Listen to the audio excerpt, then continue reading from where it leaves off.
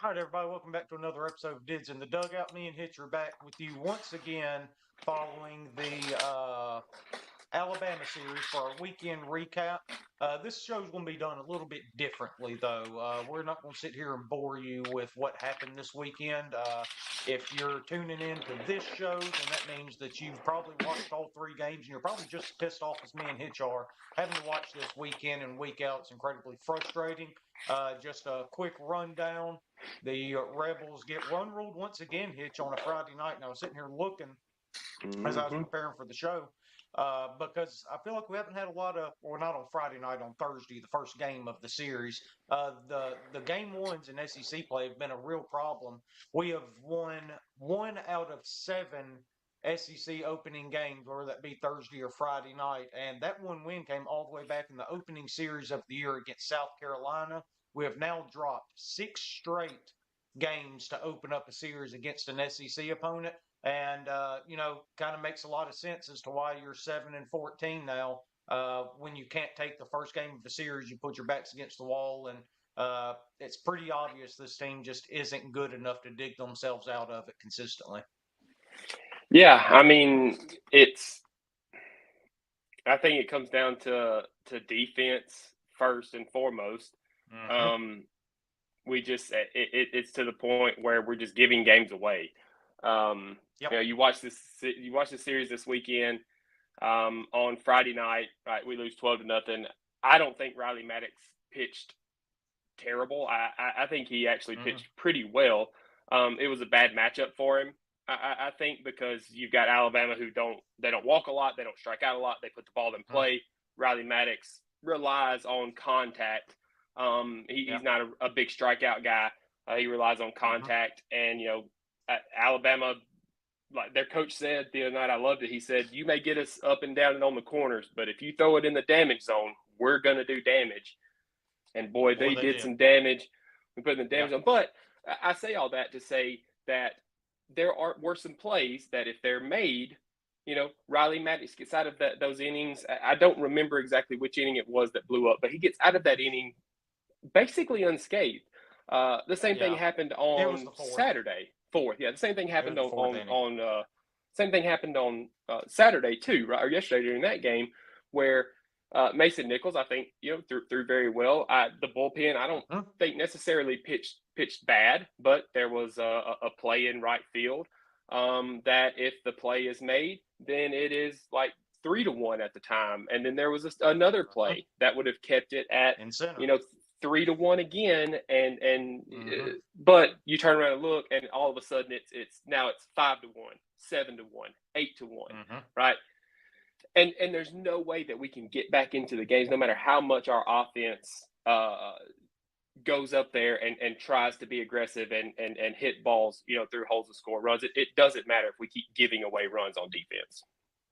Yeah, and that's one thing that me and you pointed out during our preview show last week going into this Alabama series is, look, Ole Miss stays in games as long as they can avoid that 8-9 run inning that seems to jump up and bite us at least once a weekend. And sure enough, on Thursday night, you've got that 9-run fourth, that was set up by a couple of misplayed balls.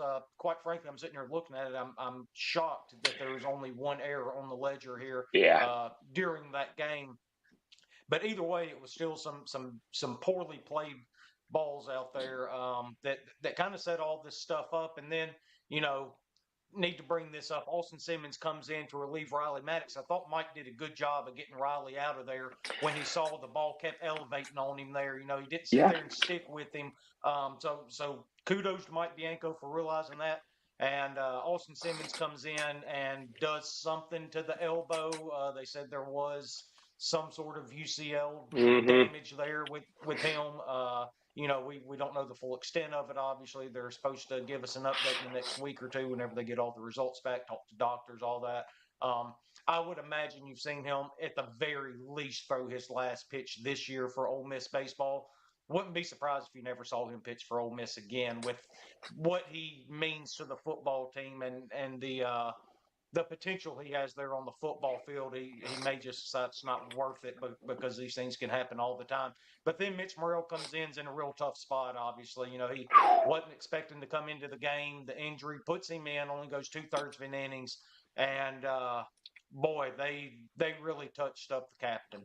Yeah, I mean, it's just the same thing that we were saying with Riley Maddox. And I think I told you Friday night at some point when we went to the bullpen, I was like, it can't be somebody who relies on contact to get outs. And that's Mitch Morrell.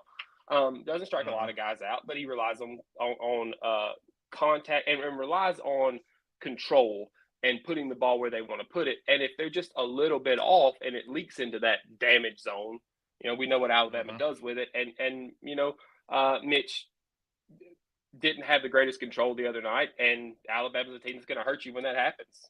But you did. Yeah. I did want to bring that up about what you said about Mike. I think he did a great job all weekend of not sticking with guys. Now, it didn't work out a few times, but even on Friday night when he went out to get Liam Doyle after the first batter of that inning, you know, a lot of times I would have said, just leave him in there, right? He's got plenty left, but I think Mike saw that he was gassed. He walked a guy, I can't remember what happened, but a guy got on and we went to the bullpen. There was no need to push him there when we had fresh arms in the bullpen. And I think he did the same thing with Mason Nichols yesterday. And of course, Mason Nichols with the shoulder injury, that could be a little, might be protective of that. But at the same time, Mason Nichols went out and in the inning that he was pitching, walked a guy on 4 pitches. Not one of them was close, right? None of them were close.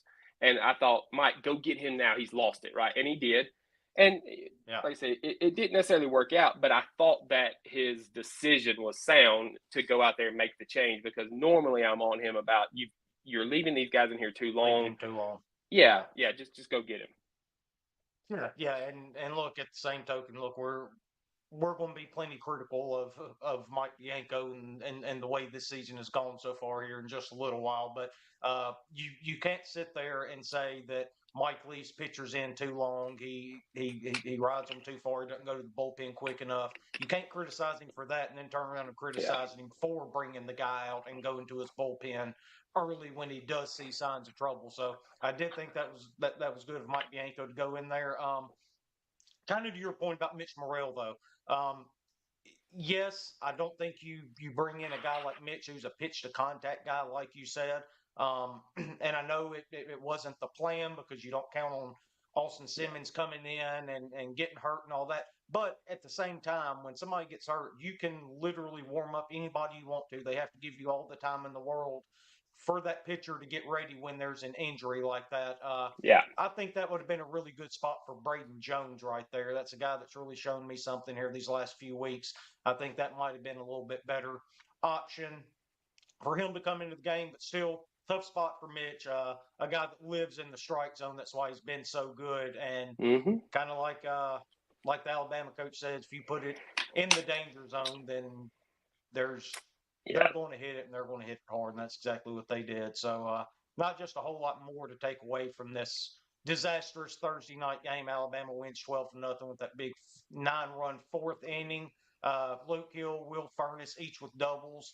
I thought both of those guys had pretty good weekends, as we'll probably get into a little bit more as we talk about this. I do want to spend a little time on this Friday game, Hitch, because it is the one that we ended up winning. Great resiliency from the Rebels there. You look, we're up 3-0. They get a run in the fourth. They come back to score 4 in the fifth to go up 5-3. Ole Miss matches their 4 with 4 of their own. Come back in the sixth. Alabama scores 2. Ole Miss scores 2 more again. Just really.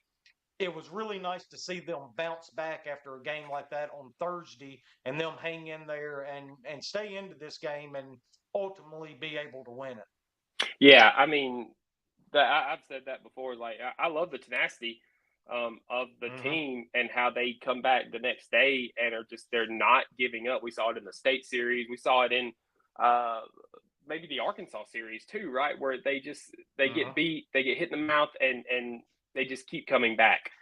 The problem is eventually you got to stop getting hit in the mouth, right? Like eventually you got to get the glove up at some point. Yeah.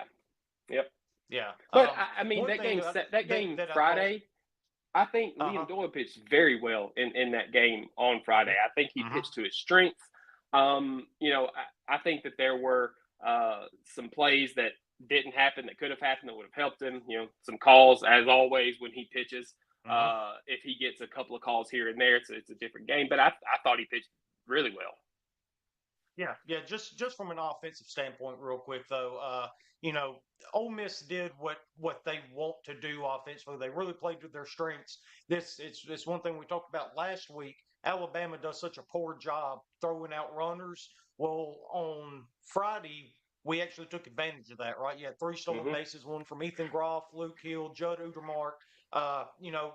We were really on base, causing a little bit of chaos on the base paths, running like we needed to do. And that kind of jump-started the offense. You get home runs from Furness and Leger. Obviously, Furness had a huge day going 4 for 5 with that home run there. One of the big things we did from a pitching staff standpoint that has absolutely killed us all year long, we only walked 3 batters and we didn't hit anybody. And that's something that really killed us in that Saturday game, obviously. But just a much better played game by Ole Miss there. Obviously, it was a close one. It was 9-8. But with an offense like Alabama, you're going to have to slug your way to wins like that. We haven't gotten enough offensive consistency, though. That's been the problem with this team, and that's something that's just got to get better if you're going to hold on to the slimmest of chances of this team making a postseason run. Yeah, I mean, great job by the staff in general of doing what they needed to do to keep us in it, whether it was Liam Doyle or the bullpen. I think JT Quinn came in. He only goes a third of an inning and gives up 3 runs. The ball that they got the 3 runs on, it wasn't a bad pitch. It was a good piece of hitting, and I thought that it was just a pop-up. It just kept going and going and going. Yeah.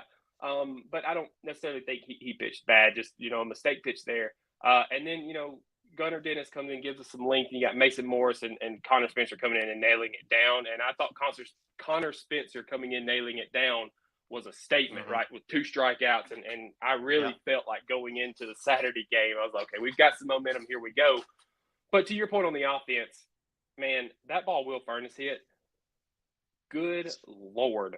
431, 113 off the bat. And as soon as he hit it, I just dropped my mouth. It's like, oh, whoa. Yeah. He hit it. He had a few of those this weekend where he really touched the ball up, even some screaming line drives and all. For outs, right? He hit some balls that were outs that he barely. Yeah.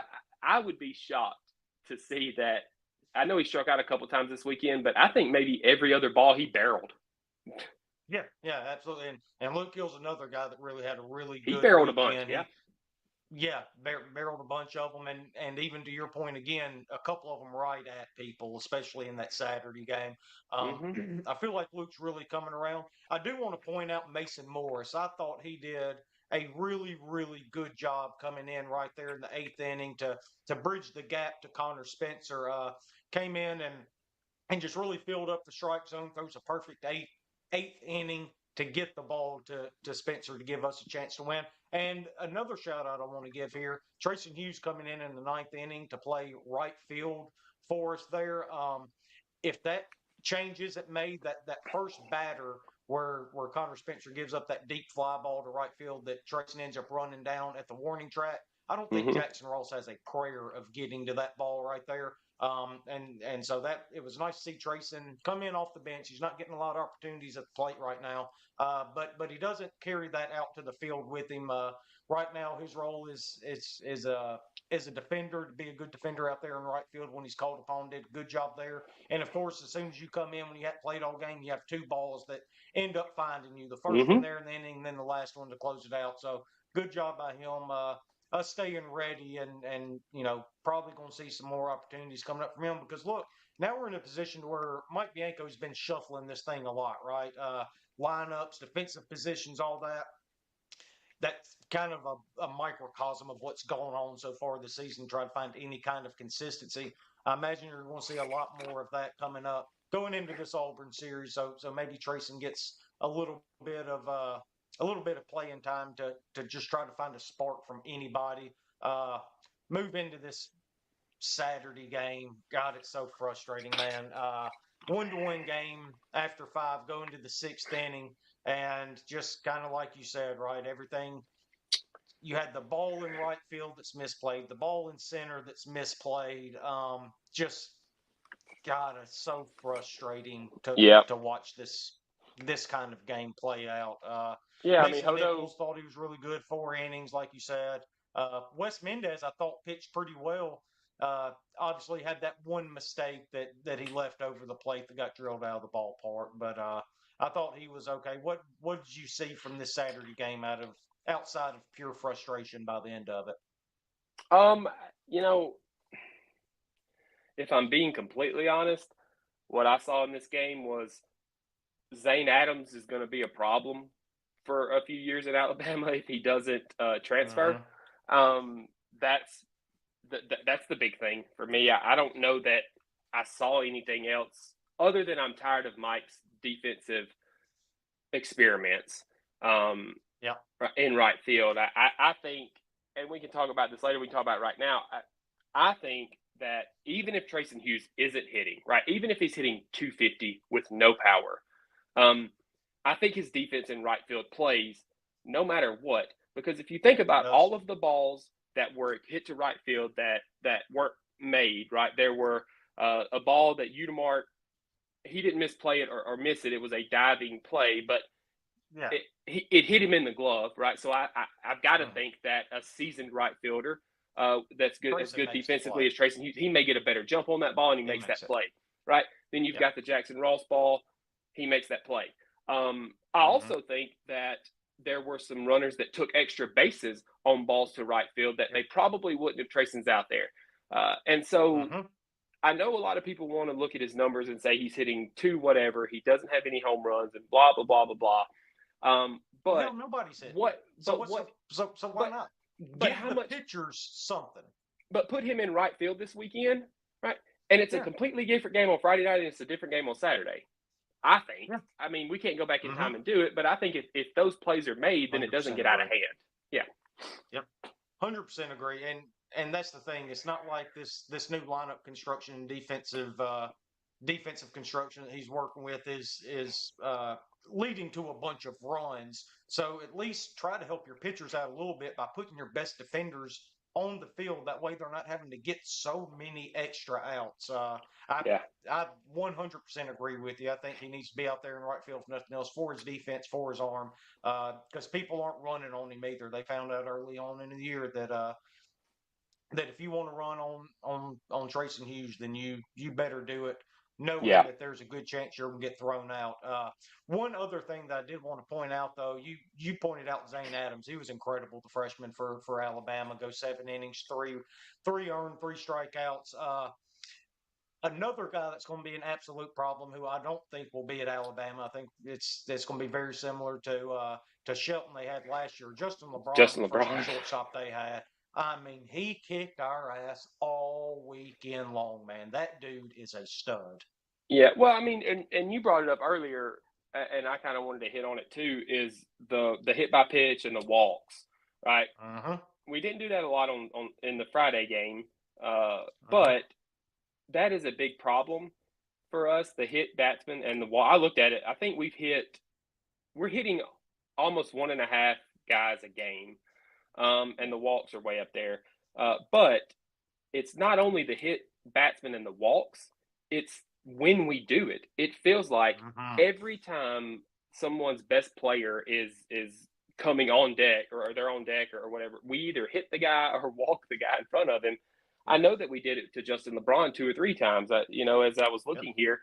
And so that's almost as frustrating as the errors sometimes, because, you don't want Justin LeBron to beat you. You know he's good. You know he's going to hit it.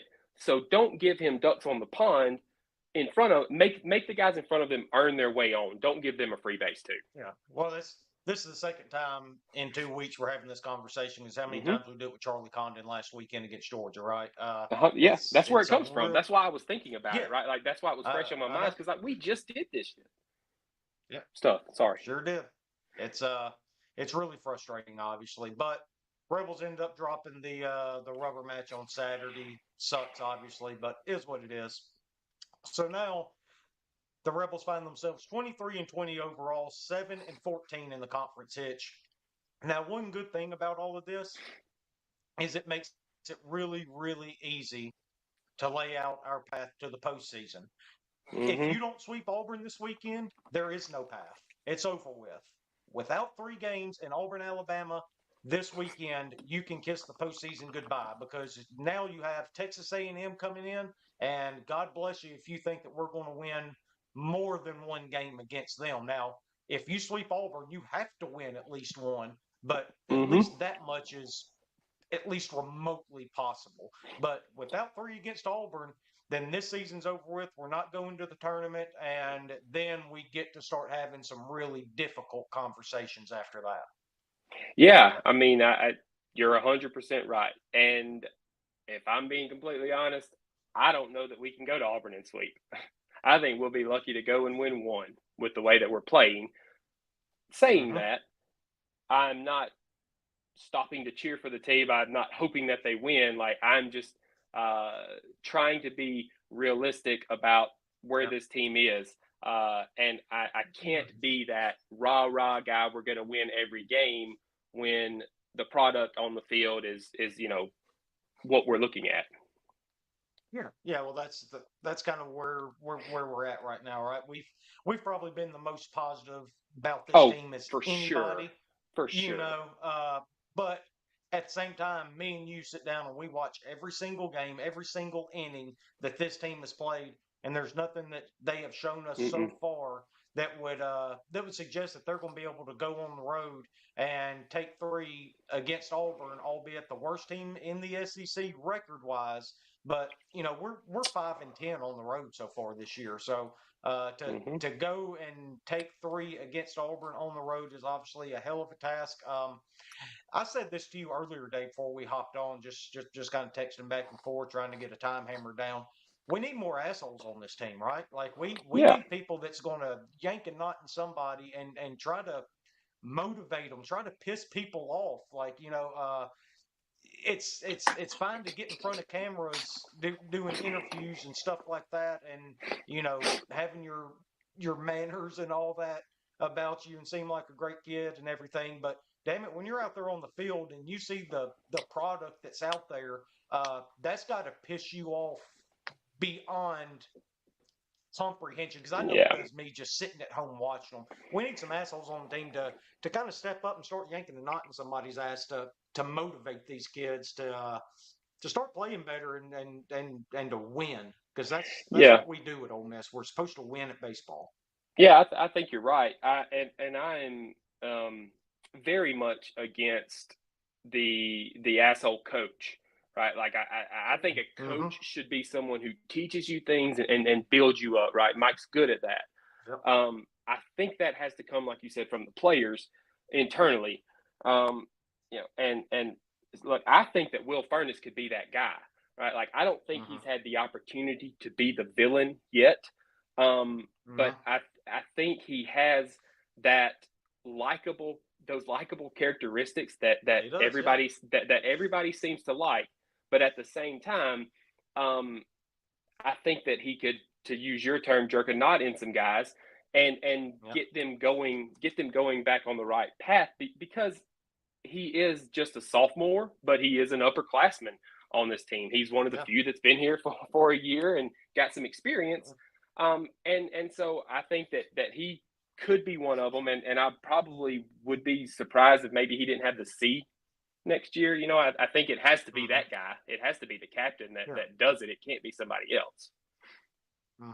Yeah, he's one of the few guys that does have experience here at Ole Miss with all the transfers we ended up bringing in. You've got him, Saunier, Quinn, obviously Morrell and Burford are the captains this year, but I think Furness is the guy that can step up, take on that role, and he can flip that switch in a way to not turn the teammates off to him as well, right? He seems to be that kind of really likable guy. So I agree with you 100%. I think that's one of the guys I'd be looking forward to to be that asshole on the team, for lack of a better phrase. So, but pretty simple stuff though, Hitch. Well, I mean, when you think ahead. about it, these guys, kids, right? They're kids. They're not trying to make errors, right? Like they are trying to make the play. And if a coach from experience, if a coach is coming down on you and hollering you, if the fans are booing you, if two guys who don't know anything, right, get on a podcast and start talking about how bad you're feeling, it sucks. I get it. You get down, right? When we say jerk a knot in somebody, we don't mean go in and hammer them and tell them how bad they are, right? You can't stop there. You have to go in. You have to explain. Look, this is how you're messing up, right? But let's get better. I'm here for you. I will stay extra practices, hit you fly balls. If you're struggling catching fly balls, I will hit you ground balls. I will throw soft toss to you. I will do whatever. Luckily, I think that this team is full of guys who would be willing to help the other guys out. But you're right. We do need that one guy that's the leader that says, hey, no, everybody is staying tonight, and we're all going to take ground balls, and we're all going to take BP. This, it's kind of, hey, this is what we're doing. This is unacceptable. We're going to get it fixed. I'm going to help you get it fixed, but understand that this isn't going to fly anymore. That's and you kind of see that in friendships too, right?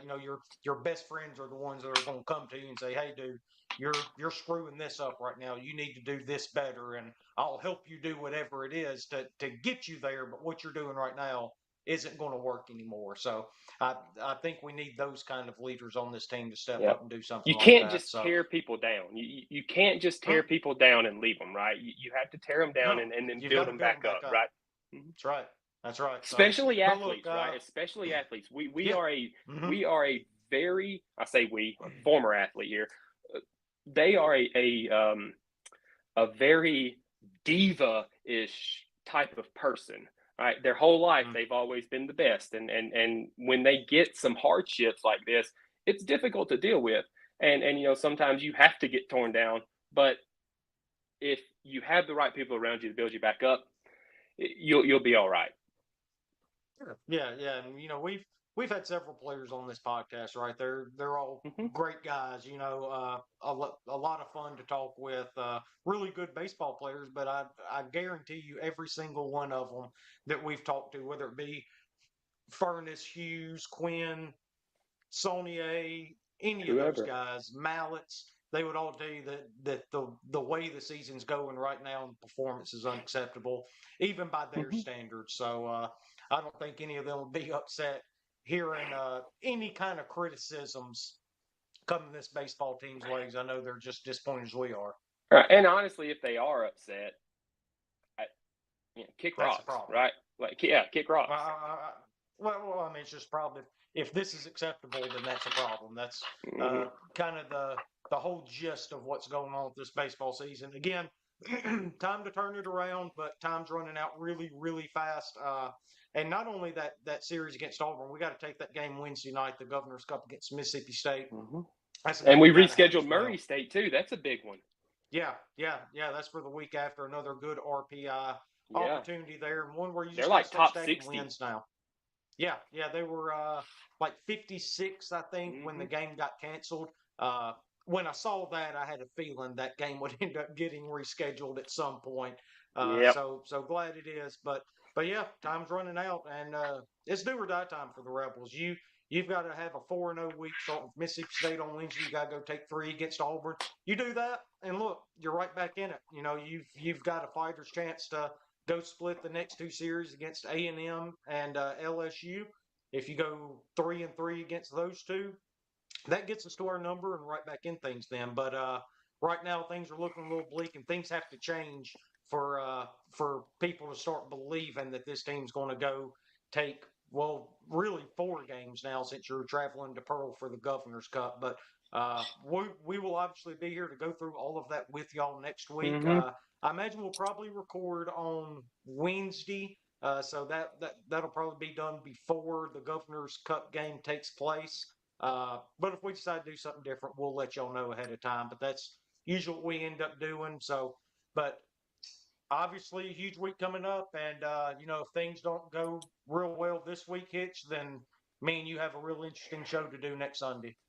Yeah, that's true. That's it true. Could get real fun.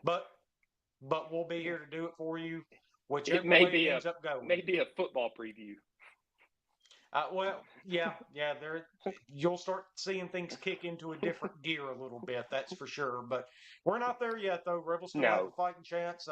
Mike Bianco's been here for 24 years. The very least we could do for him is wait until he's completely out of the fight before we bury this team altogether. So that's the approach I'm going to take. Man. They're not out of it yet. They're running out of time. So I'm taking a realistic. For me, it's a realistic yet optimistic look at it. I Bleav we can go to Auburn and sweep, and I Bleav that we can still take one from A&M, and I Bleav that we can go to Baton Rouge and do what we need to do and win the Governor's Cup this week and make the postseason. I do Bleav that. But realistically, when I look at it, I'm probably thinking that the postseason is probably out of the question. Yeah, well, I hope I'm wrong. I hope I'm wrong. Yep. Yeah, it's not out of the question yet. It could be by the time we sit in front of these cameras and record next Sunday, though. But all those questions will be answered within a week's time. Hitch, I appreciate you joining me once again. Yes, sir. We'll be back at it again next week talking Governor's Cup and Auburn, and couldn't get more do or die than this week for the Rebels. So hopefully they're ready and they're able to turn things around. Yeah, go to Hell State. Yeah, go to Hell State. Fuck them. Hi, Toddy.